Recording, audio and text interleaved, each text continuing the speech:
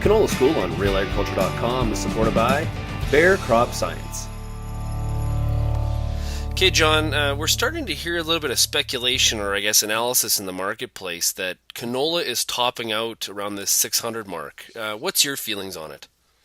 Well, we've seen that 600 mark provide quite a bit of resistance here over the last while. So we're certainly testing that level again. The market kind of is acting and seems like it maybe wants to push through that level. But I mean, we'd want to see some confirmation. We've been here before installed, but certainly based on basis levels improving in the country, just a lot of feeling that that supplies are pretty tight out there. The tone has been pretty good. We got some issues with getting seed in the ground in a number of areas of the prairies, and some of those places.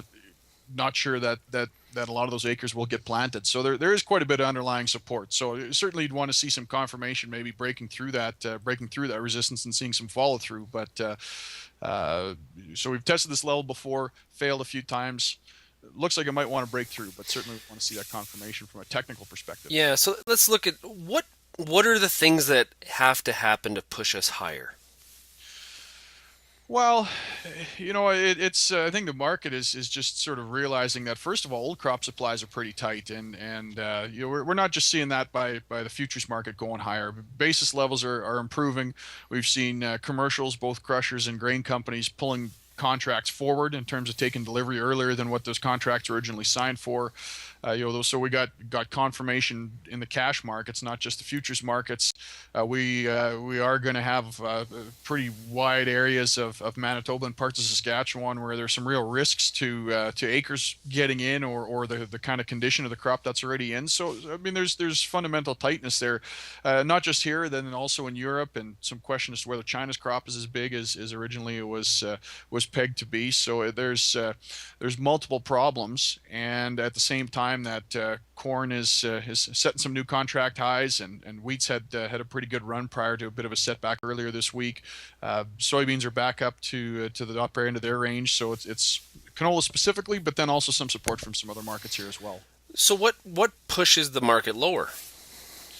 Well, it's not like there aren't potentially risks out there. I mean, certainly, it's at a certain point. I mean, prices are certainly at pretty high levels. So do you start to get to see some demand rationing at a certain point? I mean, it's always a risk. Weather markets are susceptible to changes in the forecast. You get some timely rains in Europe, and maybe we get enough of an open window here that maybe more gets in the ground than it looks today. Certainly, that's possible. A lot of these things can take some of the wind out of it. We've seen some weakness in some of these outside markets, stock markets and crude oil and some other commodity markets. Those sorts of things can also provide some risks. But Yeah.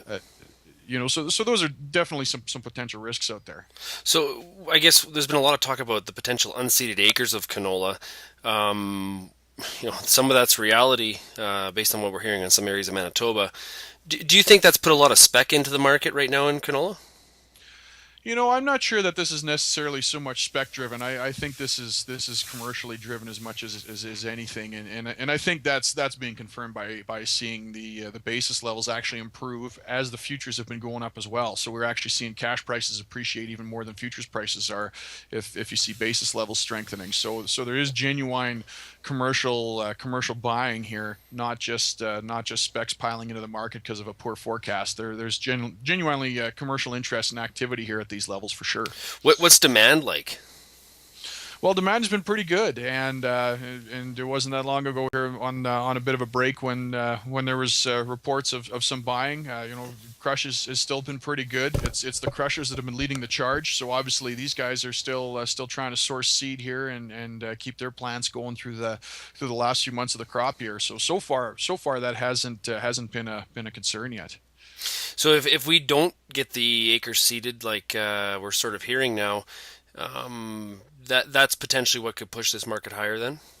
Yeah, for sure. I mean, we have the canola market was already tight for old crop. We're going to look at a pretty minimal carry out here going into the new crop year, and even for next year, even with relatively large acreage estimates, the way demand has been, canola was setting up to be relatively tight next year as well. So if we end up losing some acres, or maybe threatening the yield on the acres that do get in some of these places, that only tightens it up even more. So for sure, it's a tight market already going in, and then you start slicing possibly some production off of that that only tightens it up even more. Now soybeans have been a little bit strong, but I guess one of the questions is if we don't get the corn planted in the U.S. and say we end up with 87 million acres of corn instead of 93, and we get more soybeans going in, could we see the soybean market push canola lower? Yeah, there's some risk to that possibly, and there is the possibility of some soybean acres going in when corn couldn't go in, but I don't think I'd put too much emphasis on that here quite yet. First of all, the economics, the incentives are there to try and get that corn in. So I think the U.S. farmer is going to really try and push to get that corn in.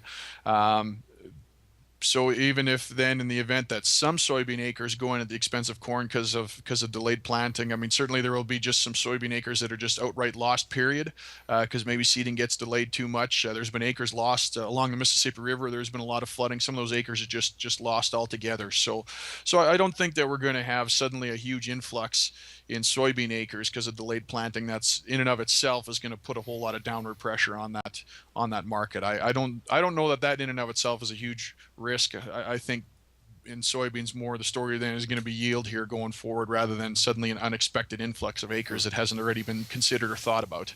Okay, John. Well, thanks a lot, and we'll talk to you again very soon. Yeah, my pleasure, Sean. Anytime.